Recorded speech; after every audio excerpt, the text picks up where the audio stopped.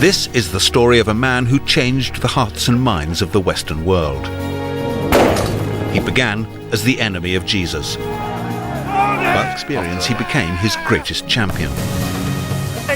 This hot-headed revolutionary was set on a path of conflict and adversity. And now we can reveal new science that has shed light on the state of mind of the man known as Saint Paul.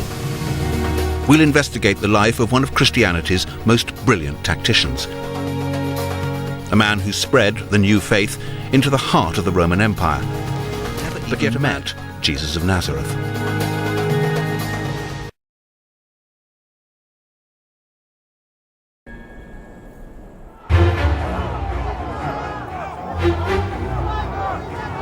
That's when Paul, then known as Saul, enters the story. The Bible tells us that an angry crowd of Jews is calling for the Jesus of a man named Stephen. Stephen had called for the destruction of the Jewish temple. This was blasphemy, and under Jewish law, punishable by death. Executions usually took the form of a public stoning in quarries just out. Throw him! Was a zealous Jew called Saul. He was committed to wiping out this dangerous Christian sect before it did any real damage.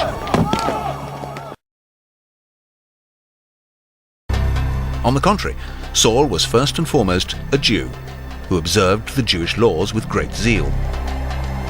So much so that the Jewish authorities hired him as a hitman. Indeed, by his own admission, Saul was appointed chief persecutor of the followers of Jesus. Paul was often accompanied in his travels by a physician called Luke, the same Luke who wrote the Gospel of that name. But Luke also made a record of Paul's mission in a book called The Acts of the Apostles. It was Saul's job as chief persecutor to hunt these Christians down.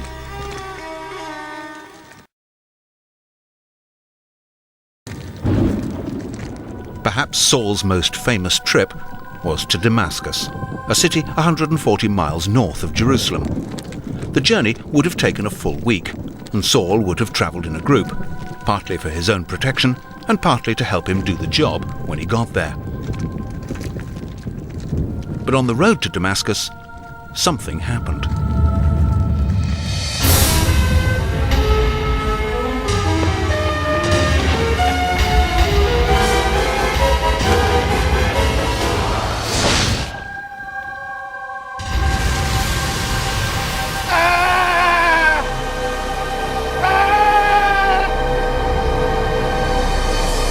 In his letters, Paul says that he heard a voice ask, "Saul, Saul, why do you persecute me?"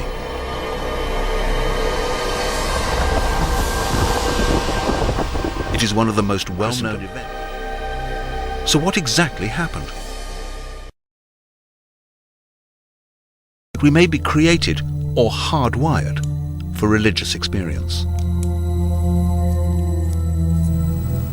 So basically what's going to happen is you're going to see some words flash up on the screen for about 3 seconds. Talk of religious visions is commonplace here, but this is no church. It's a clinic, and this patient is suffering from epilepsy. Dr. V.S. Ramachandran in the study of these sudden seizures of the brain.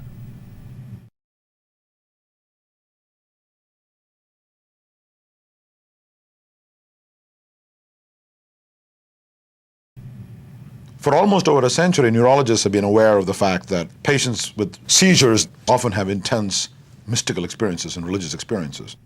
They'll often say things like God is visiting them, or they're in direct communication with God, or they have a sense of being one with the entire cosmos, and they finally see the meaning of it all. They understand the nature of existence. Of course, epilepsy is a relatively rare condition, and yet huge numbers of people around religious experiences. Is there any evidence from the Damascus Road accounts to suggest that Paul was epileptic? There are some clues. In one letter, Paul complains of an ailment which could be a reference to epilepsy.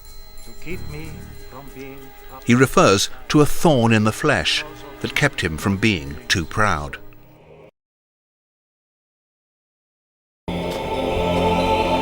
And present-day sufferers give us another telling insight.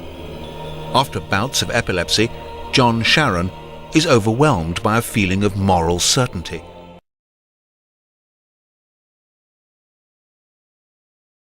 What Paul was really concerned with was not so much what Jesus did or what Jesus said, but who he was. And he recognized much more clearly than Peter or James or any of the others that Jesus was the Messiah. Therefore, this is a completely new world. I am absolutely correct with what is coming through into my head when I'm like that. I get the whole little Caesar complex thing going, and I think I can just take over and rule everything, and that's... Paul's letters reveal a similar conviction. Much more. He did believe that he was right and everyone else who disagreed with him was wrong, no doubt about it. And if they disagreed with him, it was virtually always for unworthy motives.